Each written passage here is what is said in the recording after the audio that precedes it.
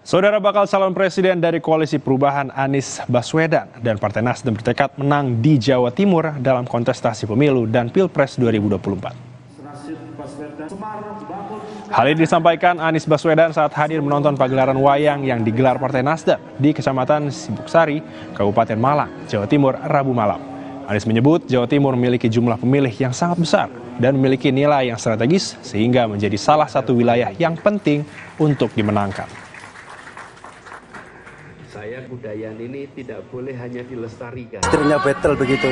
Apakah itu ada bahasa syarat wakil cawapres nanti Panis dari Jawa Timur begitu? Tadi disampaikan oleh wakil ketua ya. Iya.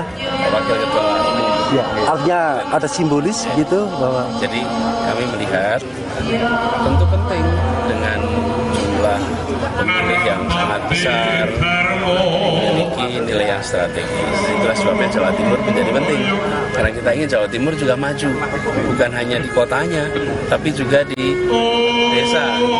Beberapa hari ini saya mampir ke kampung nelayan, ke kegiatan pertanian, peternakan, perkebunan, dan kita menyaksikan bahwa di sektor-sektor itu perlu tambahan perhatian yang serius, perlu dukungan yang serius, apalagi kalau sampai pada sektor perikanan.